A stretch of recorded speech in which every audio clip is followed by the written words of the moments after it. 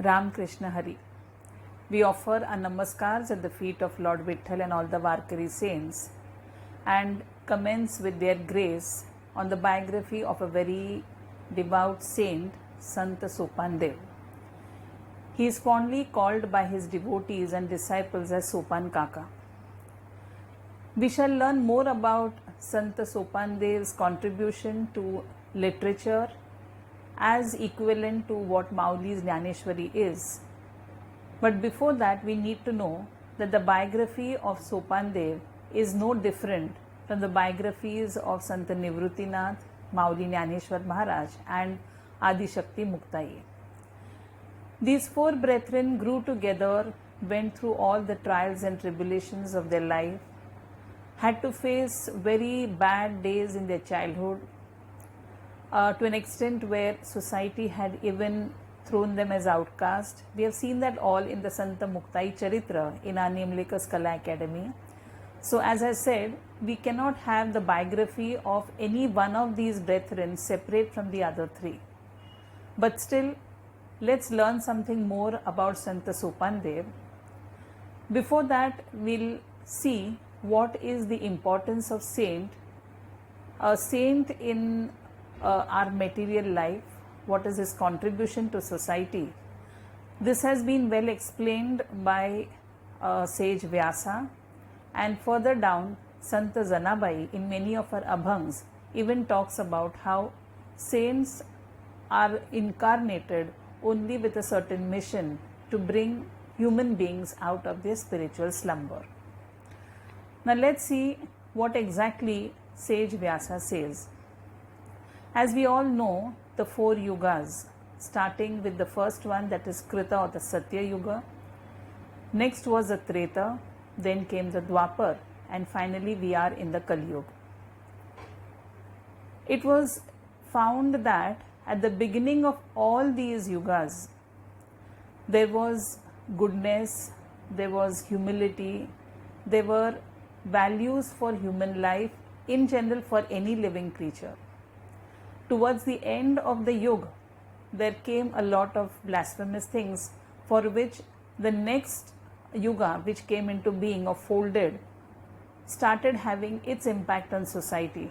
That is, if you see the graph, the Satyug started with good values, and towards the end of Satyug, when there was a beginning of a little bit of treacherous behavior, especially by mankind, the next yuga, that is Treta Yuga, took over.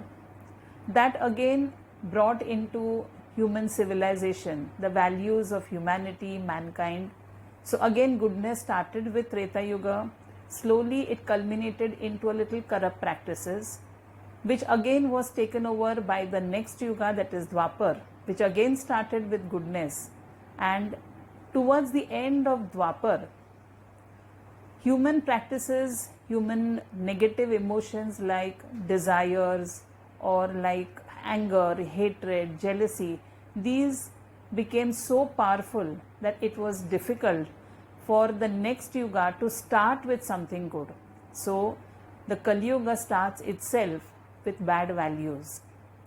So unlike the other three yugas, Kali Yuga does not start with goodness. It starts with all the negative impacts which are there on the human mind and how we are in the midst of it. Now let's learn what sage Vyasa had told about this. He gives an example, or he gives us a story from the Puranas. The story goes like this. A man sold his house to another man, and he took all the money required for the purpose of sale and purchase and all that, and he moved out of the house. Now the new dweller, the one who had purchased that house, started renovating the house, and he found that in one corner of the house there was a pot of gold hidden underneath. So as he was doing the renovation, the digging process, he realized that there was a pot of gold coins. He was so overtaken by good emotions that he took the pot, directly went to the man who had sold him the house and told him, this pot was found in your home, you were not aware of it possibly, but I have just recovered it from the ground beneath, and I think it's my moral duty to hand it over to you. The man who had sold the house was really very noble, and he said, no, you have purchased the house from me, so along with the house, whatever is inside the house also belongs to you, so you keep the pot of gold coins. So they kept having this humble argument with each other that each one should keep the pot, that is, the other one should keep the pot. Finally, they said that the only person who could resolve their dispute was a king of their land. So they went to the king of their native land, and offering their pranams at the king's feet, they said, sir, this is a problem. I have found this pot of gold in the man who sold this house to me, and I feel legally it belongs to him. But he insists that I should keep it because I have found it after the house was sold to me, which I feel is immoral. The king was listening to the dispute between the two and smiled to himself.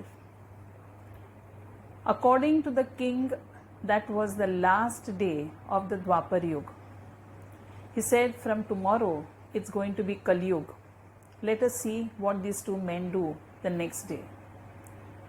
So the king was a very intelligent, noble, he was well read, and so trying to find out what exactly would be the reason for their dispute, he thought he could call them the next morning.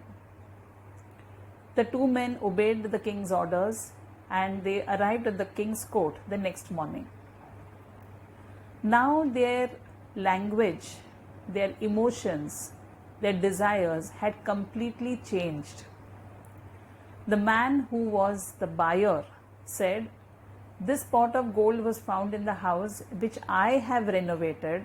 I have been doing the efforts of digging up the ground and I found it. So finders are keepers. So this pot of gold coins belongs to me.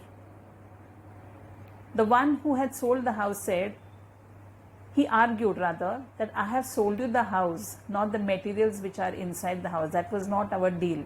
So that pot which you are holding actually belongs to me.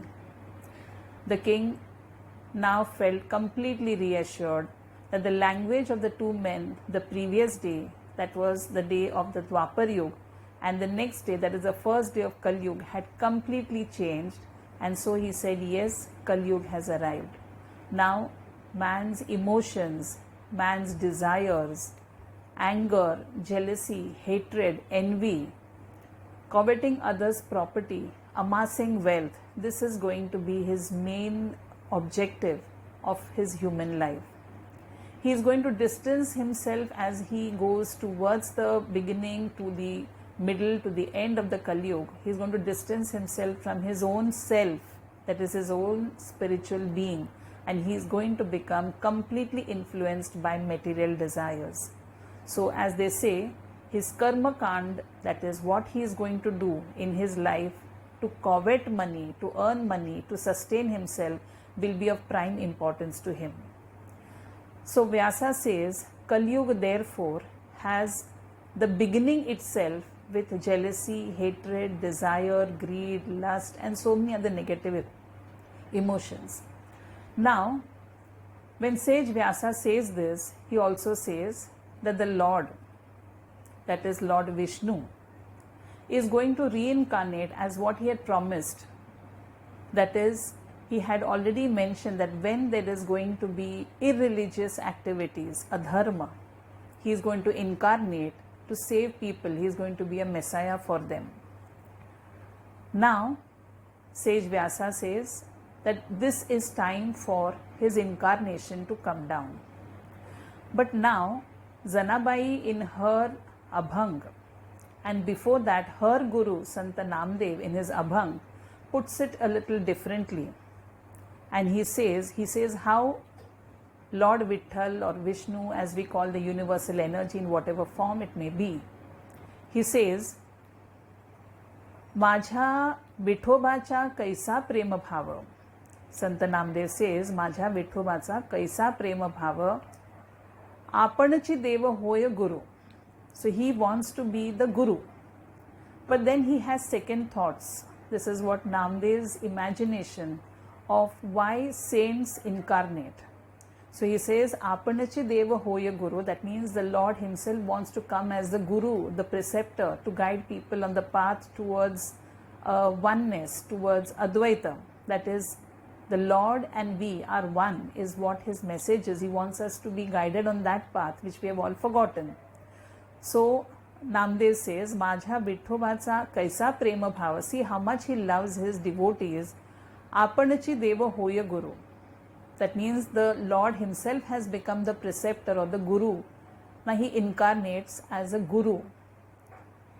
And then he says, Lord Vitthal or Vishnu Avatar also has a little bit of dilemma. And he says, Ani to Deva Devapan Sodun. Then he realizes it's not possible for me to be like a god sitting in my ivory tower and looking down at my devotees. He says, I have to leave my god-like appearance, my godlike activities. Santa Ruze, that is, he says, I will come in the form of saint. So he says, Anito Deva Devapan Sodun, the God, the Lord has left his godlike activities and he has come in the form of saints. Santa Rupe Prakata Zhala. So he has come in the form of saints. So if you see, in many of the Puranas, even in the Bhagavatam, there is a mention that Vitthal or Vishnu loves his disciples who are completely, you can say, at the service, at the feet of their Guru, or who honor saints. The Lord will at one time even take up an insult to himself, but he will not bear any insult to any saint. That is what the Bhagavatam also tells us.